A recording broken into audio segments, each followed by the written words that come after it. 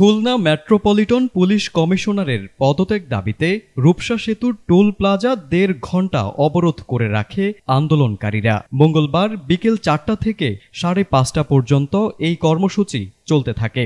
সচেতন ছাত্র জনতা ব্যানারে অনুষ্ঠিত হলেও এতে রূপসা উপজেলা বিএনপি এবং বৈষম্য বিরোধী ছাত্র আন্দোলনের একাংশ অংশ নেয়। অবরোধের কারণে সেতুর দুই পাশে শত শত বাস, ট্রাক ও প্রাইভেট কার আটকা পড়ে। বৃষ্টির মধ্যে দীর্ঘ সময় আটক থাকায় যাত্রীদের চরম দুর্ভোগ পোহাতে হয়। অবরোধ চলাকালে রূপসা সেতু এলাকায় আইনশৃঙ্খলা রক্ষাকারী বাহিনীর কোনো উপস্থিতি চোখে পড়েনি। বিএনপি ও বৈষম্য বিরোধী আন্দোলনের নেতাকর্মীরা আগেই কেএমপি কমিশনারের পদত্যাগ দাবিতে গত বুধবার থেকে খানজাহান আলী সড়কে আন্দোলন চালিয়ে আসছিলেন। এরই ধারাবাহিকতায় সোমবার রাতে রূপসা সেতু ব্লকেটের ঘোষণা দেওয়া হয়।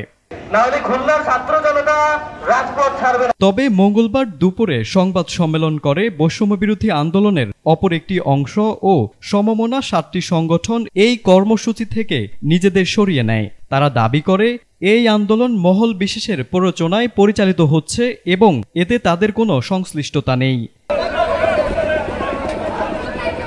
প্রত্যক্ষদর্শীরা জানান, বিকেল ৩:৩০টার দিকে রূপসা উপজেলা বিএনপির বিপুল সংখ্যক নেতাকর্মী সেতুর টোল প্লাজা এলাকায় জড়ো হন। তাদের নেতৃত্ব দেন জেলা বিএনপির যুগ্ম আহ্বায়ক মোল্লা খায়রুল ইসলাম। পরে বৈষম্য বিরোধী ছাত্র আন্দোলনের সাজ্জাদুল ইসলাম আজাদ সহ কয়েকজন এসে অবরোধ শুরু করেন।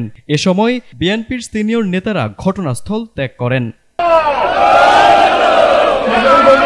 আন্দোলনকারী সাজ্জাদুল ইসলাম আজাদ বলেন, আমাদের দাবির বিষয়ে স্বরাষ্ট্র উপদেষ্টা ও আইজিপি কোনো উদ্যোগ না নেওয়ায় আমরা বাধ্য হয়ে অবরোধ করেছি। তিনি আরও জানান, ২৪ ঘণ্টার মধ্যে কেএমপি কমিশনার পদত্যাগ না করলে শিক্ষা প্রতিষ্ঠানের সামনে বিক্ষোভ কর্মসূচি দেওয়া হবে।